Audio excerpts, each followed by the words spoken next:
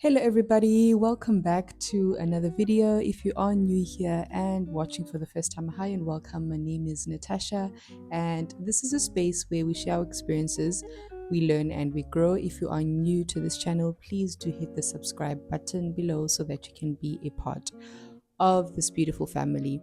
For all my returning family members, welcome back fam. You know the house rules. You make sure that you are subscribed to the channel and your notification bell is on. We interact in the comment section below. We give the video a thumbs up and we share the video so that we can reach more people.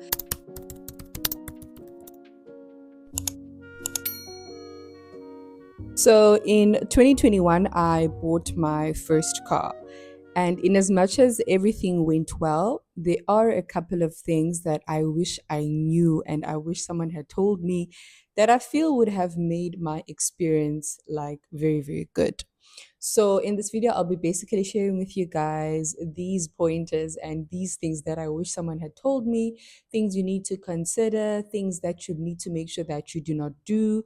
And I will also be sharing my personal story of my car buying experience. So I've always used public transport all my life. When I was in high school, I mostly used the bus. And when I started working and in varsity, I used the taxis. Now, when I say taxis, and if you are watching this video from anywhere else besides South Africa, I'm not talking about cabs or meter cabs. I am talking about taxis. I'm going to insert a picture on the screen so that you guys can see what I mean by taxis. So, this is what we call a taxi in South Africa. It is one of the most famous modes of transport in South Africa. So I used a taxi the majority of my working life. And then I decided to move into an apartment, my very first apartment.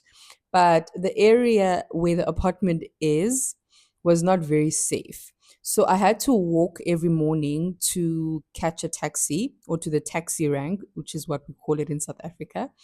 And that walk was not a safe one because it was a very dodgy area. So that was my first concern. And then I was honestly just tired of the taxi drama. My experience with taxis was not good. Generally, majority of taxi drivers in South Africa drive recklessly. The condition of the taxis is not good. They are not well maintained. There's just always drama. But I remember this one experience that actually pushed me to get my first car. So I was in a taxi and I asked the taxi driver to please drop me off at a specific place. And then they decided to change the route.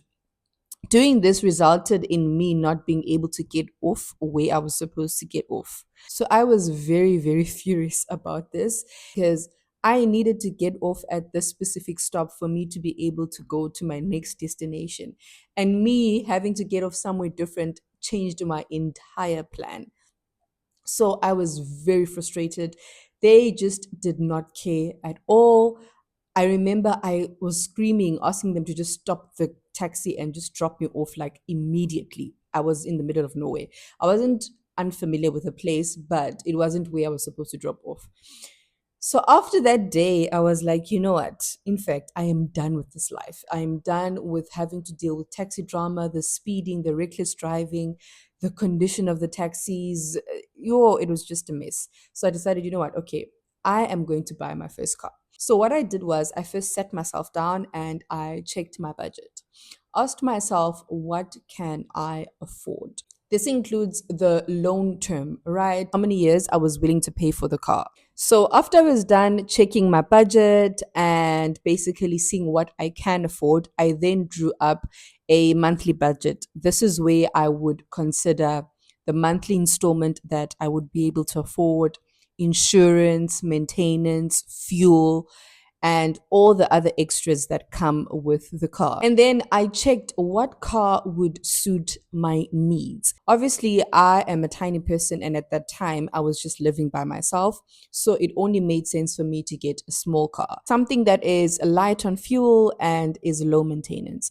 Obviously, if you have a big family, it would mean that you would have to get a big car. I think that is self explanatory. And then I narrowed down my list to three types of cars, slash options or preferences that I had. So I had a first preference, a second preference, and a third preference. And then I started saving for the deposit. So obviously, I could not buy the car cash. But what I did tell myself that I would do is definitely have a deposit. So I remember for my first car, I had a 20,000 deposit. And I decided to save it, I think, in 6 months. So I think I saved around about 3,000 and some odd. I don't remember the values correctly, but I know I had a 20,000 deposit. So I think it took me 6 months to save. And once I had the deposit ready, I knew the options of the cars that I wanted. Then my search began. So I did not just go to the first dealership that I came across, bought a car, and left. I did my research. So, what I did was I researched about all the dealerships that are available in my town. At that time, I was living in South Africa in a town called Port Elizabeth, Egqeberha.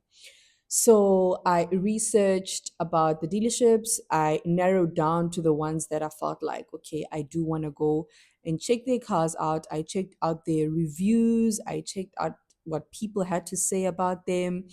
I did that part of the research first before I even left the house to actually go and look for a car. Then, once I narrowed down my list to the dealerships that I felt like were reputable and I was willing to go to, I then left the house and started searching. So, when I tell you guys that I walked, I remember I gave myself 2 days to find a car. So, the first day, I told myself I would go to a certain part of the town and all the dealerships that were in that part of the town. So, I remember I went through Sidwell, I started Edasi, I went through Edasi, Sidwell, I went North End. I went North End Town, and I think I ended somewhere in town. And that was the first day. And then the second day, I went Newton Park, Cape Roadside.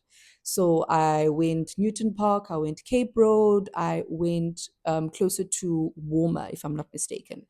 So that's what I did basically. And from there, I would just narrow down what I felt like was a no and what I felt like that looked nice and whatever. And then I decided where I actually wanted to go next. So long story short, I actually narrowed down my list to two dealerships. So the first dealership that I went to, I don't remember exactly what car it was, but I remember it was one of a very old model, right?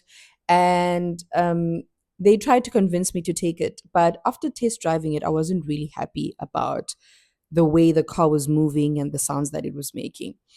And so I decided to scrap that out. And then there were three options actually. And then there was another car at a different dealership. I loved that car, but it was out of my budget. So I had to scratch it out. It was really hard. I almost bought that car, but I knew that buying that car would not fit my financial needs. And then I had a third option, which was now at WeBuyCars. So I had two options there. It was the Kia Picanto and it was a I forgot that brand. I think it was a Cherry or something like that, but one of those small cars. So I remember what happened was when I got to the dealership initially, I was impressed by the Cherry, and it was within my budget. But I checked it out. It looked a bit rusty, and I didn't like that. So I felt like there was a bit of rust on the car, so I didn't like that. Then I discovered or saw the Picanto.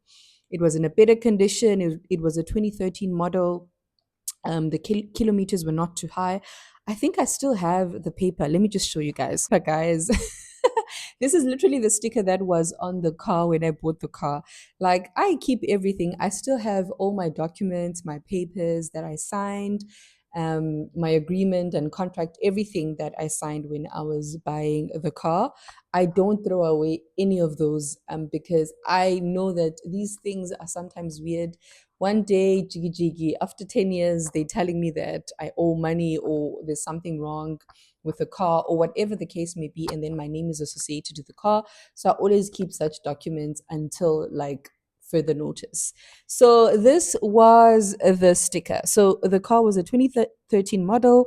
It had 129,000 kilometers and The estimated trade price was 74,100 and the price of the car was 74,900. It was a 2013 Kia Picanto 1.0 engine LX. So, oh yeah, and my monthly installment was 1,649, but I think I paid a bit more if I'm not mistaken. So yeah, that was basically the car. So I loved it. I loved everything about it. So I decided to take it for a test drive. So what I did was I never immediately took the car, or rather bought the car. I took it for a test drive for the first time. It it was okay. I'm gonna tell you guys, I'm gonna tell you guys all the details in the next points. It was okay. Then I slept on it. I prayed about it, woke up the next day, and after work, I went back there again to go for another test drive. And I think I was convinced. I was happy. I loved the way I looked in it. I loved the spacing. I just loved everything about it. So that's when I finally decided to accept the car and to take the car. It was within my budget and it fitted my needs. So once I had decided on the car and I was happy about it and I decided to buy it, the dealership applied for financing for me from different banks. So the banks came back, they had different interest rates and different options. And I chose to go with my own personal bank that I was banking with at that time. So I signed the papers that one afternoon or rather evening. I actually went to fetch the car after work with my colleague, who's still my friend even now. She was so sweet. She took a video of me. I'm going to insert the video on the screen. It was one of the best moments of my life. I was so proud of myself having been able to do this, for myself, without any mother, any father, any assistance, any help from anyone. I did it by myself and I was so, so proud of myself. So, next, let's go to things that you should not do when buying a car. And I'm also going to be mentioning mistakes that I made when I bought my first car. And I also will be mentioning things that I wish I knew, mistakes that I made, and things that could have cost me, and that did cost me a lot, because I did not consider certain aspects of buying a car. So, the first thing that you need to know, you should not buy a car without a deposit if you are not going to buy it cash. So, a deposit really helps decrease the price, and it also gives banks a bit of security in a way where they can trust that, okay, if this person has a deposit, they are able to save money, they are serious about this, and maybe they are a safe person for us to be able to lend our money to them. So that's the first thing. Don't just go there with nothing and decide that you want a car, because if you do that, your installment is going to be very high. And yeah, I don't think you want that. But if that's the option you want to take, then it is up to you. The second point is that don't look for a car at night or in a bad weather condition. Guys, I know this might sound like a very simple thing, but I wish someone had told me, because I remember when I went to fetch my car, I fetched my car after work. And because of that, there were some things that I didn't really notice. And also because when I went to view the car at WeBuyCars, the car was like in a very tight position because they hadn't moved to the bigger premises. So all the cars were like really stacked up.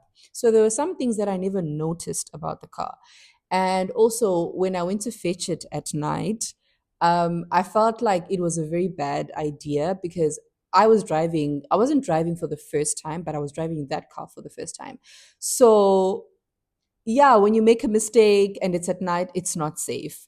And just also the thing of you might not notice certain things that are there because you can't see them because it's at night and all of that. So don't go and test drive a car at night, to view a car at night, or when the conditions are bad.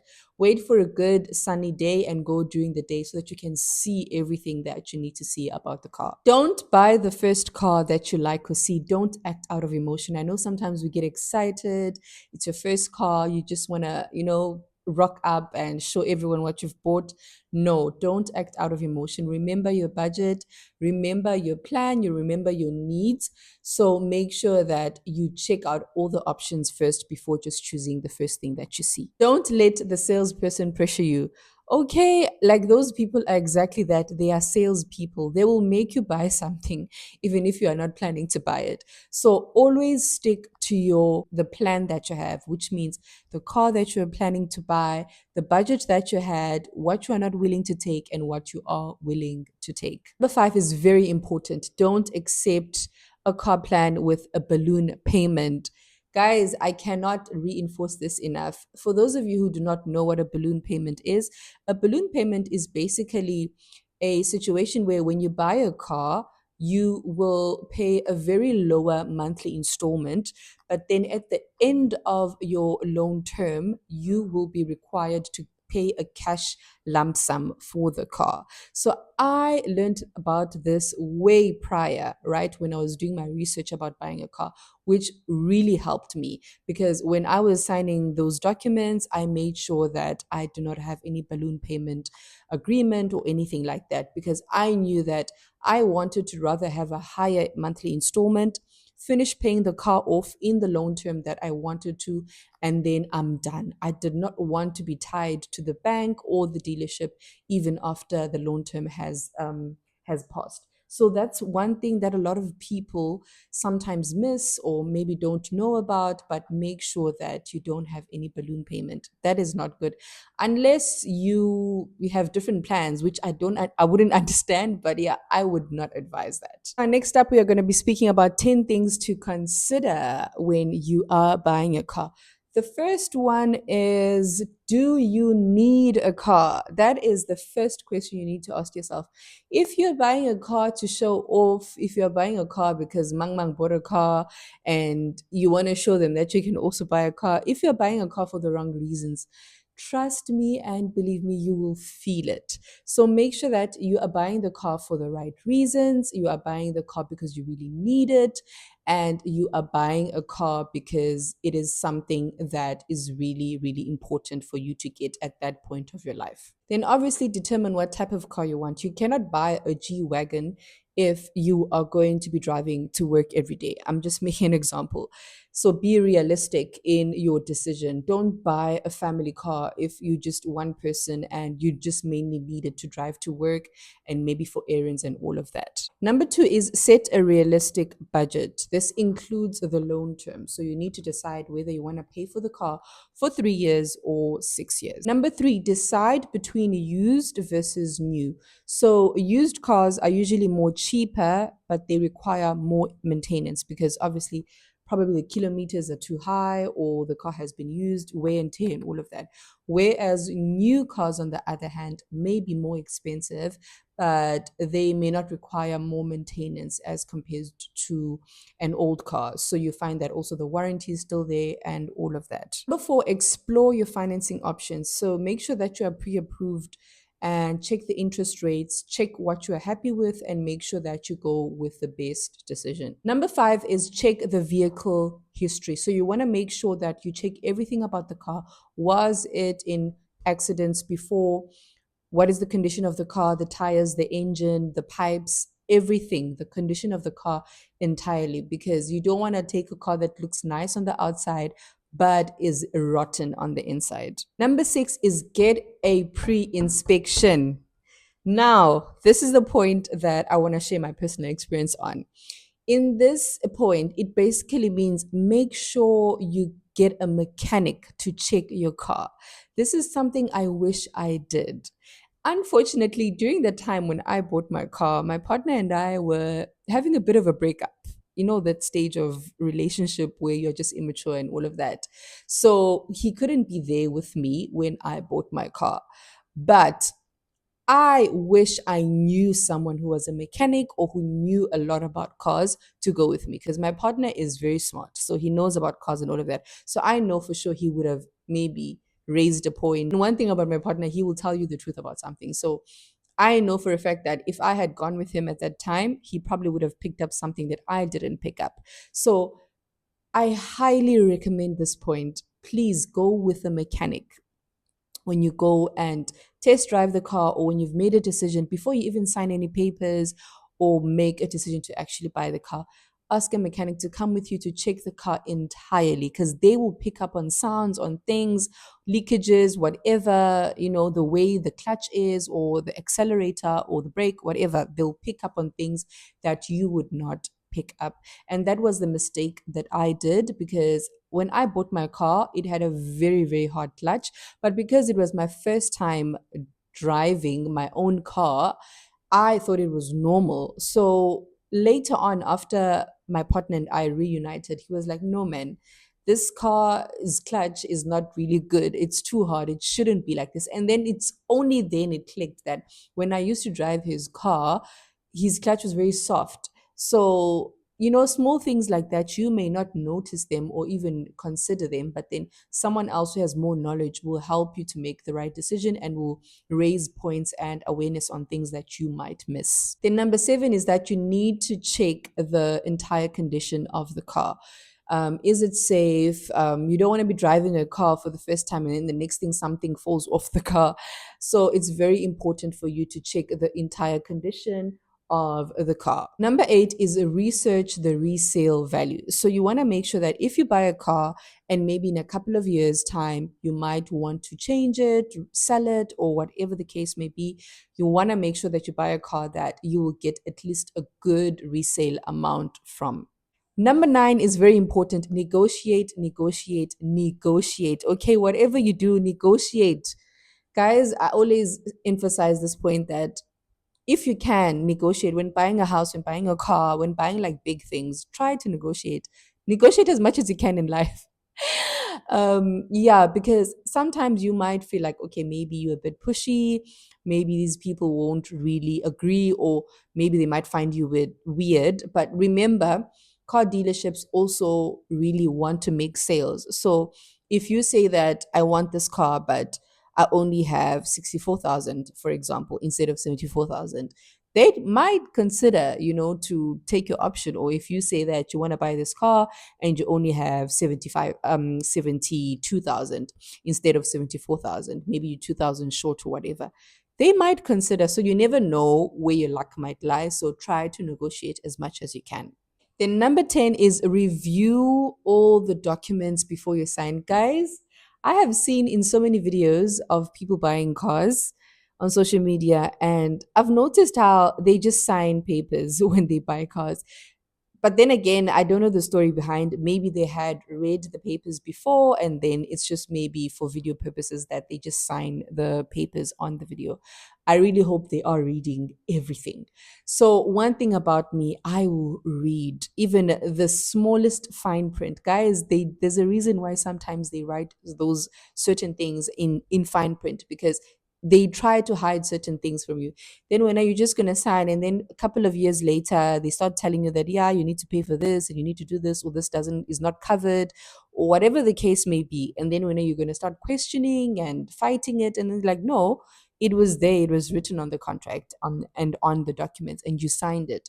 So make sure you read everything, and including the point of the balloon payment that I mentioned in the previous segment of this video. So, yeah, guys, that was my personal story. Things that you should make sure you do not do when you buy a car, and 10 things you need to consider when buying a car. Lastly, I just want to share a bit of my experience with WeBuyCars when I had to resell my car to them when I moved to the Netherlands. So it was a very quick and easy process. I must say I was really, really impressed. Besides the fact that the car gave me a lot of mechanical issues, in the long run, I had to fix a lot of things. I had drama with my mechanic. I've shared the entire mechanic story on my relocation video to the Netherlands if you're interested. But I had a lot of issues, and that's mainly because I never had someone to check out the mechanical side of the car before I bought it. But I must say, overall, the experience was good besides all of those things. And When I decided to sell the car, the process was very easy and good. I was so impressed. I literally just downloaded the WeBuyCars app. I indicated that I wanted to sell. I was asked to upload pictures of the car and the car's details, the documents that were required, everything. And once they checked everything, they kind of like gave me a price that they offered me to buy the car from me, basically. So I then had to decide if ever I'm happy with the price or not. And based on the price that they gave me, I was really happy with it. It was okay because I had also calculated how much the resale value might be. So I knew what I was looking at. So when they gave me the price that they were offering, I was happy with it. I accepted it. And after I accepted it, they literally immediately deposited the money into my bank account, and I signed the paper. Okay, well, I signed the papers first, and then they deposited the money into my bank account to safeguard themselves also. And then once the money was in my bank account, they came. I think I might be missing a point. I think they might have come for an inspection first, and then eventually they came to fetch the car, and the car was gone just like that. And yeah, I was happy. It was a very quick and easy process. I would highly recommend We Buy Cars. I know some people have had bad experience, some people have had good experience, but I would highly recommend them. And I would suggest that if you do buy a car, they just make sure you go with a mechanic. I think anyway, actually, wherever you do buy a car, whatever dealership it is, no matter how reputable it is, just always make sure that you go with with a mechanic and ask him to just check everything with you. And it doesn't have to be like a professional or well-known mechanic. It also could be your brother or your cousin or your dad or your uncle, whoever you know in the family who's really good with cars, who knows things and is very aware and just knowledgeable about cars. Go with them. It will really, really save you a lot of money and a lot of stress. So yeah, guys, that was everything about my car buying experience with WeBuyCars. I hope this video helps someone into the decision making to buy a car. And if you know someone who might need this, who's planning to buy a car anytime soon, please share the video with them. And I will catch you guys in the next video. Happy car buying soon.